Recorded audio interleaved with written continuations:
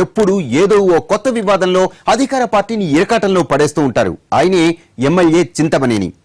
ఇప్పుడు మరో వివాదంలో తలదూర్చారు. అధికారుల పర్మిషన్ లేకుండా ఆయన అనుచరులు రాత్రికి రాత్రి ఏకంగా ఓ రోడ్డేసేశారు. అదేమిటంటే ప్రజల కోసమే కదా అని సర్ది చెబుతున్నారు ఆయన. నిజంగానే అక్కడ రోడ్డు అవసరం ఎప్పటి నుంచో ఉన్నా రాత్రికి రాత్రి ఎందుకేసినట్లు, ఎవరి కోసం వేసినట్లు?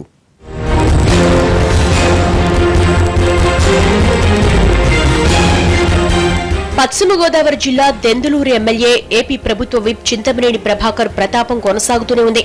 నిత్యం ఏదో ఓ వివాదంలో వార్తల్లో ఉండడం ఆయనకు అలవాటైపోయినట్టుంది. ఇంతకుముందు పెదవేగి ఎస్ఐపై దాడి, ఆ తర్వాత ఎంఆర్ఓ వనజాక్షిపై మరో దాడి, ఇప్పుడు అటవీ సిబ్బందిపై ప్రతాపం. అన్నిటికీ ఆయనే కేంద్ర బిందువు.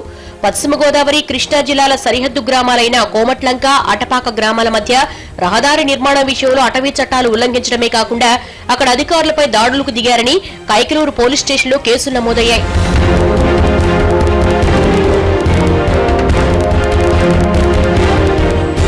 కొల్లేరు సరస్సు ఉన్న ప్రాంతం కావడంతో ఇక్కడ రోడ్లు, ఇతర కట్టడాలు నిర్మించాలంటే అటవీ శాఖ అనుమతి తప్పనిసరి. కోమట్లంక గ్రామానికి రోడ్డు సమస్య ఇది ఇప్పటిది కాదు. అక్కడి గ్రామస్తులకు రోడ్డు అవసరం కూడా చాలా ఉంది. రోడ్డు కోసం నాయకులు ప్రభుత్వానికి నివేదికలు పంపుతూనే ఉన్నారు. కానీ ఏళ్లకేళ్లు అడుగుతున్న రోడ్డు నిర్మాణం ప్రతిపాదన దశలోనే ఉంది. కానీ హఠాత్తుగా రోడ్డు ఎందుకేశారన్న చర్చ నడుస్తోంది. రాత్రికి రాత్రే రోడ్డు నిర్మించడం వివాదాస్పదమవుతోంది. కోమట్లంక నుంచి అటపాక వరకు ఏలూరు నుంచి మట్టిని ట్రాక్టర్ల ద్వారా తీసుకొచ్చి రాత్రికి రాత్రి ఎమ్మెల్యే అనుచరులు రోడ్డు నేశారని తెలుస్తోంది. అడ్డుకోబోయిన అటవీ శాఖ సిబ్బందిపై బెదిరింపులకు దిగారట.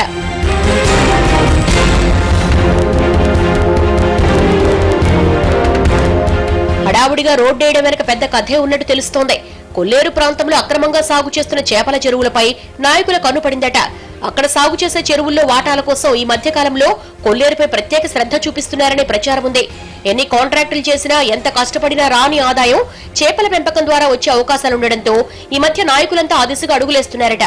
ఇటీవల అక్కడి నాయకుల పేర్లు చెప్పి 100 ఎకరాలు కొల్లేరు భూముల్లో చేపల చెరువులు తవ్వేశారన్నది బహిరంగ సత్యం. అధికారులు అడ్డుకోవాలని చూసిన ప్రయత్నాలు ఫలించలేదు. ఉన్నదంతా అధికార పార్టీ నాయకులే కావడంతో అధికారులకు తిప్పలు తప్పడం లేదు. కొల్లేరు గ్రామమైన కోమట్లంక, ఆటపాక గ్రామాలు చుట్టుపక్కల ప్రాంతాల్లో అక్రమంగా సాగు చేస్తున్న చేపల చెరువులకు మేత చేర్చేందుకు, అక్కడి నుంచి చేపలను ఇతర ప్రాంతాలకు తరలించేందుకు సరైన రవాణా వ్యవస్థ లేదు. హడావుడిగా రోడ్డు నిర్మాణం అందుకోసమేనంటున్నారు.